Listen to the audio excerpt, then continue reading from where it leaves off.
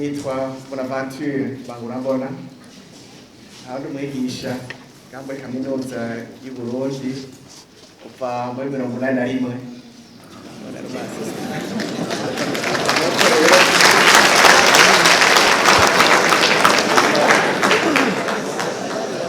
nari umusore tugiye tumasita muri Faculté des Sciences nuko rero ndashaka kugira akantu gato gusa ndabo bwa mbere ubushimba banda nshimye guka iyi nama iyi ntuze yigoye bijyagizwe no munsi ko turabona ko byari kinewe cyane icyaciye kibutse kibyanyukije mu 1995 nari vice president wa Ligiteka 94 nuko ubu ari president rero w'icyo gihe akidoga ariko ngo kugira ngo urabona 61 umugano wa gasura mwiciye ngo nta bantu bapfuye n'amaso basesetse ngo 1953 nabo ngo president yapagapfa ngo bakacabamba ngo ahutu bacu basimbira ku batutsi bakanigagura ndageza kumubwira gato entereka bajya abantu bari barababaye muri cyo ntigeze kuvyubona yavyumvise na gato nibetegere rero indibaza ko iyabagaha uno munsi irayi gutegera icatumye iyo explosion iba muri 1993 kubera abantu matize bari bahari bari baze kuba yaba ngaka agakurikira iziteme za kuri uno munsi ngira ngo yari gutegera igituma ibyo byashitse rero babagira nti rero byiza ico nemba nuko twora bingene rero nuko ya nuko bo abagwayi twavuze ko ari benshi hatwe turakutu twaragwaye rero borondera psychotherapeuti bigishe bongeretse abiga iyo ntuze yo discipline rero benjenero ntabyo nomushobora bavyige kugira ngo turonke benshi naho bishuri turi benshi boshobora kugira ngo bagerageze kuvura igihugu cyacu murakoze Aloysi hakaje yavuze gahambaye kajanye nuko kugira iki gihe biravye ego nivyo twarabuze na generabuze kugira mu 2022 y'amatisi yose nabuze amambe do famille na mutamanje yarize ngaha muri Université du Burundi ariko nyarusaka ryo kuza rero icyo kintu nagomba kuvyura kijanye nuko yavuze yuko hariho imiryango imwe n'ibyo turazi n'ibyo abahutu bose babi kandi abatutsi bose babi arabaye bamwe nyine bigoriza babaza barakingira abandi bahitanguye nako kaga n'ibyo turabizi byarangizwe n'abanditsi bamwe yaba abahutu cyangwa abatutsi ari nacyo gituma nagomba bazanye tamari kutubaziza cishuwe n'umupresentateur wa kabiri kivuga yuko hari imiryango imwe n'ibyo ugasanga umwe ashimye uwo adasangiye ubwoko yacishije avuga ko ari bukeye neza ashimye l'autre que ça devient un conflit familial nagomba kumva nk'impanuro mutanga ku bavyeyi bari hano kuko ubwabo bariko baravyura urwango umwana wabo ngiye umwe ari umutuza kuko n'ubu baguma bashima nawe adasangiye ubwoko ari nacyo gituma baguma bababuza tuguma bibizura kandi murakoze Dr. Bareraho Dr. Juriste uko Dr. Wande nako yavuze naje nabonye agahazi muraje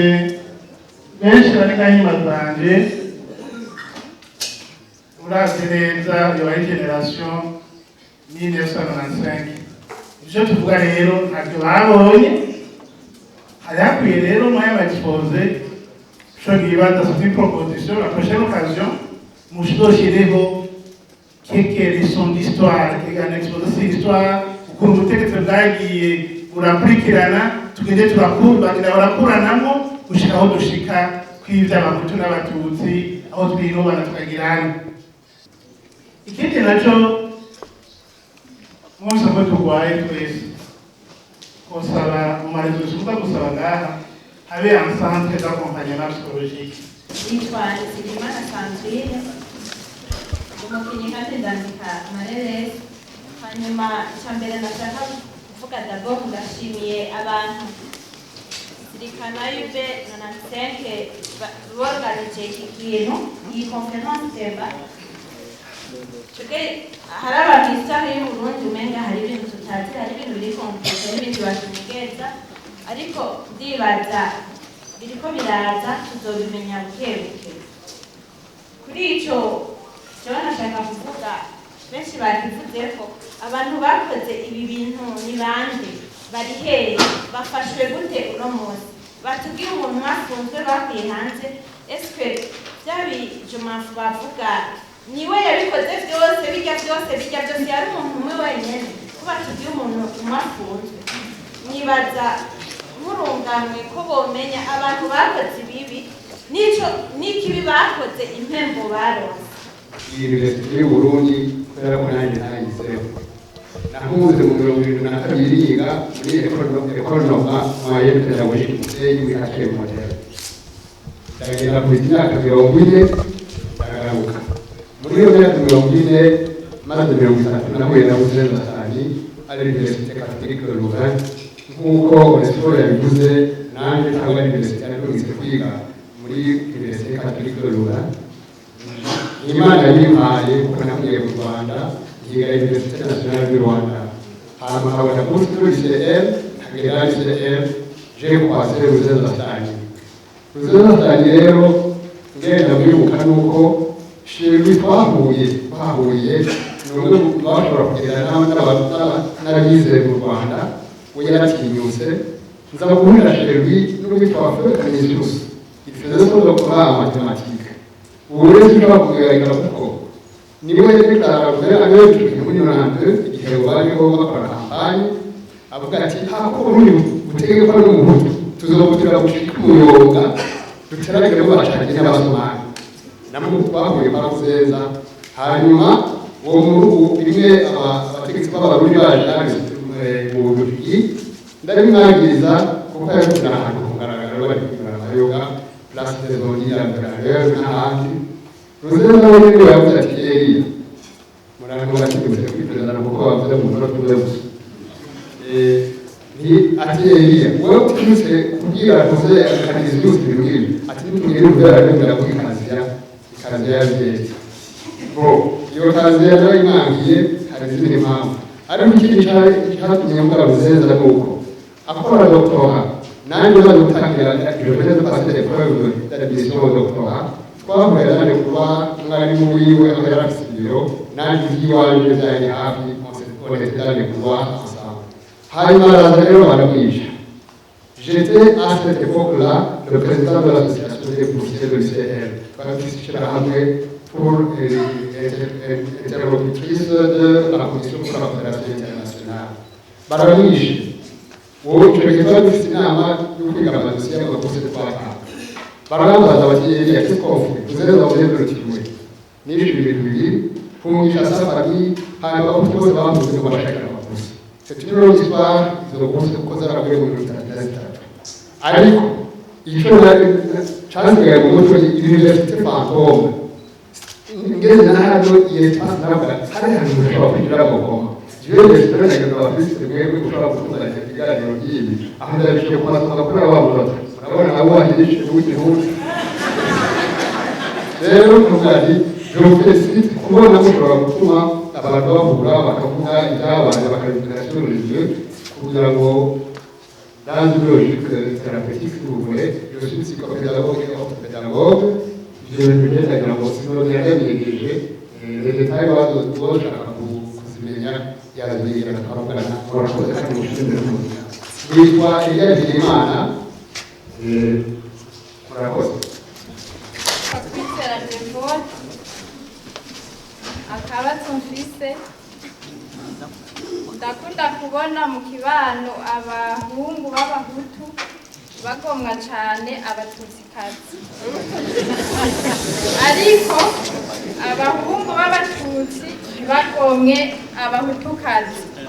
Byoba biva kuki?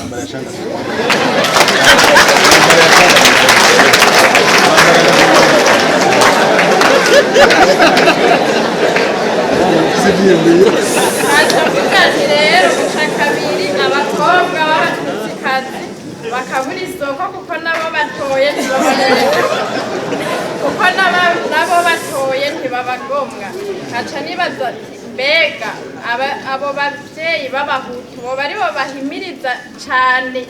abana babo ati bana ibyabaye ni mu birengere mutore abatutsikazi gusumba abavyeyi b'abatutsi. Akabazo kanje nawe murakoze. ariko hariho ibintu bikorwanye by'abahutu n'abatutsi abasa tugiye gute notanga inyishu mu mwanya mutoya mvuga nti il y a eu ce qu'on appelle en sciences politiques la construction de la réalité sociale kandi byamaze imyaka myinshi wumva nababwiye ko byatanguye kuva mu 1993 batangura kwerekana abahutu abaribo n'abatutsi abaribo birashika naho babapima kugira ngo bavuge bati tukuravye ingene bahagaze uri umututsi uri umuhutu tukuravye ingene ubwangabuka uri umuhutu cyangwa umututsi. Rero naganje kuba nti nous avons une construction de la réalité sociale qui est là. Igihe baza kwita abantu bakora mu maso bakavuga ati ujya ni boro kandi ni gake biheza niyo babonye ko bakwiheza bavuga bati ntuma nihegura ni ukuvuga ko hari ibintu twemeye uno munsi hari abantu usanga bitwa amazina ajyanye n'ubwoko. Rero igikombe cya mbere twakora c'est ce que j'appelle c'est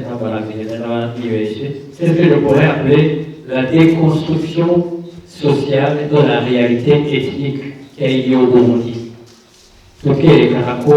abarundi amaetini ntiyariho hari imiryango. Wowe iyo wifuza kubakana n'uwo mudasangiye ubwoko ntabwo wibaza ngo iyo myaka uzoyonka kuko la déconstruction n'a pas encore commencé. Donc, la déconstruction, c'est un processus. Il doit être un peu l'État du Burundi, ariyo yahekuye abantu nk'uko nabivuze mu mbere y'uvuze ko ari leta hariho abajejwe umutekano hariho abajejwe intwaro hariho abajejwe ibikorwa bitandukanye bari muri leta bateye inkingi abantu cyangwa bavuze ko ari leta. Hari ikibazo ntaba nishyura bavuze bati mbega ABPC nazirikana muzomenyesha ibi bintu gute kandi bakampisi icyo ntacyo nishyura kuko uno munsi babahamagaye nk'umukonferansiye nicyo cyonyine nanjye serukira ntimubaze ibindi ntaseruki nimwarondera ibyo serukira muzoze kumbaza mu yindi kandi munyihanganire rwose. Hariho ikindi kibazo bambajije jewe mugabo yahaguye atari inyishu uwuserukira ishyirahamwe ry'abashyize ku icyuma rigana kabiri ati mbega muhizira irihe ibi byabaye wongera bakiriye uko inyishu nagiye noroherwa bavuga muri jenoside urumva sinoza kukwejuna uwo ni kubyumva ariko nakubwiye ko ibi bifite amaetape bavuga atatu hariho etape juridique de la qualification hariho etape historique de la nomination hakaba na etape activiste. Wowe uri mu ishyirahamwe kuko iyo uri mu ishyirahamwe ry'abashyize ku icumu ukoresha beaucoup plus l'émotion que la raison. Ni uburenganzira bwawe kuvuga ko ariho nyabwoko nta kibazo na kimwe kirimo. Mugabo jewe nabafashije kuraba izo ntambwe mbega uwo izo ntambwe wowe ushobora kubyita gute cyangwa zirikana izo kibyita gute kuko byose si jenoside. Hakaba na etape historique c'est de prendre les faits rien que les faits qui sont têtus hanyuma ukagira analyse yabyo nibyo agiye kuvuga le modérateur ati biyankuru donc wihangane imyaka 25 yaraheze 28 yaraheze 26 yaraheze n'ubu wihangane jewe amatwi asumira leta yarashyizeho urwego ruzoraba ibyo bintu rukabyita amazina ko wihanganye rero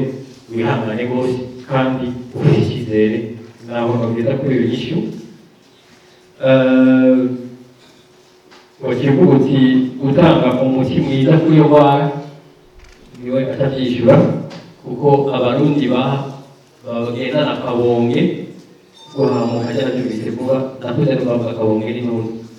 abarundi bagendana akabonge n'intuntu nzugwenda n'ugobera aho rero kubatorera umuti umwe sinzi ko ari ikintu kizokoroha mbwa yabivuze hajyaha sino cyatandira reka ndamujya ngo kuko ibibazo mwabaje n'ibiteye murakoze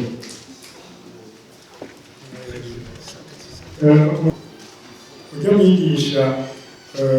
muri psikoloji akongera ku psychothérapeute by'imiryango yavuze ibintu bikomeye cyane byatumye yiyumvira naho nagize conference kuri ingene umuntu yokirihamuka sinari mfise amadone scientifique zirya recherche yakoze iyo recherche zikomeye cyane 6 sur 10 6 sur 10 bararwaye 4 sur 10 bakeneye un traitement psychothérapeutique. Alors, si on fait une extrapolation sur le Burundi, et les 6 sur 10, les 4 sur 10 barwaye bakeneye traitement, et bashobora kuba 40% de la population burundaise. Et les 6 barwaye, ça peut être 60% de la population burundaise. Quoi que vous comprenez ça? Et ça, c'est vraiment grave. Nicyo gituma nibaza yuko proposition natanze ko leta yogerageza uko ishobora kugira ngo ifashe abo bantu bari muri urwo rwego rwo gukiza abarwayi hahamuka bakore mugabo nibo kurakora undi bose biragoye ariko boza baramenya abantu basanzwe barongoye abandi abarundi ntibarongowe n'abantu basanzwe bahamutse kuko birakomeye bakabakura ni benshi. Icya kabiri ni nitwa Deo nibyo yego ati abantu turwaye ahantu wishyira abona usanga ndebye ati je nahoze kenshi maze kumva gatanu maze imyaka 50 mu mahanga ngenzera niko mvuga mu bindi icyo byasize mu ashobora kuba arwaye abizi mugabo byo nibaza ko mumenye namaze bivuga ko kumenya ntacabaye kugira ngo abantu bakire kugira ngo dukire kumenya uwakwiciye birakenewe kumenya uwakwiciye birakenewe kumenya hariho abatarava ku rupfu kugira kabiri no munsi n'imyaka ingana 48 hariho abatarava ku rupfu aguma yibaza ngo yambwiye nka Tanzania ngo azugaruka hirya y'ejo iyo ni indwara ikomeye cyane leta rero yobijamo uko bubikora abatwasirikare bari hano bogerageza bagafasha leta ingene yofasha abarundi bakiri mu kigandaro ku myaka 48 baganduka bikaba umutwe wabo icyo iyo bari intambwe ya mbere kumenya bariciye bashobora kumenya cyane gusaba ikigongo barundi bakunda gusaba ikigongwe ndasabye ikigongo niho kuba atazi kuvuga ngo urakoze ntabwo ntukina akihorera ukazobanaza ihene cyangwa inkoko bajya bararwana muri munsi muga batavuze urakoze umunsi wamugira icyiza ni nk'uko batazi gusaba ikigongo mugabo kumenya ukuri ni byiza cyane tusaba rero yuko severe abatwasevere bari hano bodufasha kugira ngo twongorore muri icyo gikorwa cyo gukira muri iyi mitwe yacu no mu mutima. hariho niyo mungere yavuze ati muze mutwereke ko Uburundi nyine byagenze ko Burundi izo etape 10 murasubira mu ntege hariho hose urabona aho buriya kugacupa agasoma ndabikoranye déconstruction et ou s'adapter à la réalité. Ngaine ndavuga ati abahutu n'abatutsi cyangwa byavuze ibyo jambo ryamyeho kandi narivuze kugira ngo isi ikibi ni za condition de vie difficile ubwo bwoko bwagiye kuba umugabane umwigisha wanjye yavuze ati abazungu babiri ariko mbega iyo abazungu batazana l'exclusion ya bamwe uno munsi twari kubona abatutsi b'abatutsi twari kubona abatutsi bica abahutu oya kuko kera bahora bagwana ubwo nyarwanda abahutu n'abatutsi nta na rimwe nabisoma kandi no mu gitabo banditse ibyo mwanyigishije kubera mu wa kane abibwize mu bari urumva ko rero ikintu cyishura gutyo hariho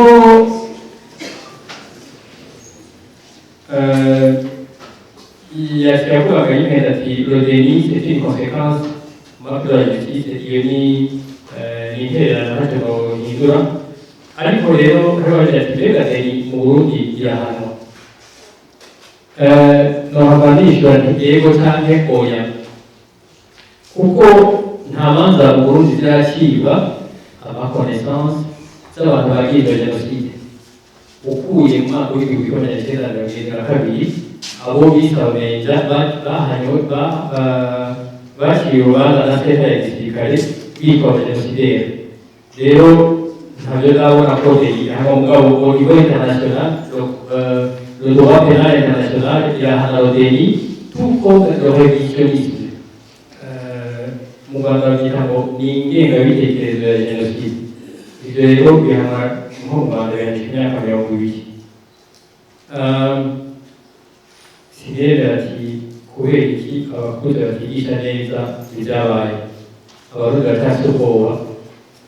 ni uko kukwegera ngo mubonye umunsi mu minsi iheze umuntu ubwite w'umuhutu yakurahira nyina ko atigeze muhutu kuko abazi ko arakamutu no kuvuga rero ibintu by'ubwicanyi rigira gato biracabiraza bazote babyigishe bagiye ku mugaragaro kuko iyo bugira abantu kuvuga babugira abantu ubwoko bakera bituma abantu baca kujya mu rufuri nta muntu yugaruka w'umuntu no ku kidoze hariho uwa niyonzima ati la désignation des faits mu gifaransa babyita le révisionnisme kuvuga ko irindwi na kabiri habaye ingwano mugabo ukarondera abagwanye ukababura ni révisionnisme kwita ibintu ukundi ugahakana uko byagenze ni umuntu aba yitoreye uhinduye les faits or les faits restent les faits et ils sont têtus. Sandrine ati amasinema ariko ni icyizere watanze icyizere cyiza cyane urabaza ati mbega ni bande bakoze ibintu jewe ndakurikirana cyane bya severe bariko bararondera abishwe kuko ntaramenya bose bariko bararondera n'ababikoze nibaza ko bazabanyishu mu myaka minsi iri imbere muti barora ati twereke uko byagenze nihagera ku ngore babikura ko bari babiteguye bakavuga bati twigishe le contexte socio-politique de l'époque tuzobikora kuko twari tumaze imyaka 8 bikorwa n'ubu biriho twobikora cyane rwose naje sinjyewe kugira ngo texture igaze tubere wanje njyewe gushimira abantu bose bavuze batereye intererano cyane hari ubona ngombwa kuko ari gusa umupfasoni yari umwanya wa Kamenge muri rya misi byari bigoye kuko ibyo byatunaniye ingene tuja gushimira abantu hariho amasekeri ashika nka 10 ajya ku bitaro by'Akarere umunsi tugomba kuja kubashingura bashaka tutera mu Kamenge turuhugira aya inyanzo kiyari inyanzo twahunga batemaguza hanyuma hariho abashoboye kubahamba sinzi nka 3 ariko abandi ntabuzi iyo ibyo bizika byagiye Rwanda tubonera turatangiye gukira bukebuke kuko turiko turabivuga aha ubona hari nko ku marezo sosiyo hariho abagira bati abo bantu bari kwagira n'ibintu by'ibyo bagenda ba extremiste bari kuvuga ibikirangiro kwawe ubaye mu extremiste mugabo n'ukurikanya niyo terapi ko byaza bukewe education mu mashuri mato mato gutanga gutegura abana kugira ngo bazogere muri kaminuza bari prepare c'est une bonne proposition nibaza yuko abo misege bari ngaha bifata nk'abaproposition de façon ubundi yabajije ibibazo bitaba bibiri ibijanye na signe des signes de traumatisme z'iwacu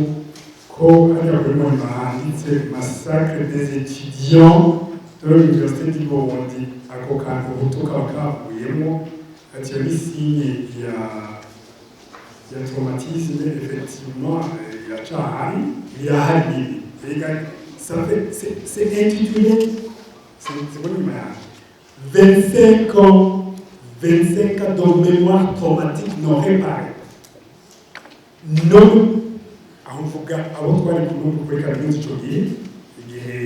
twacika mu icumi 25 ans non réparée. Cela veut dire yuko ntiturakira none ugomba tukire tutaravuka ariko biko biraza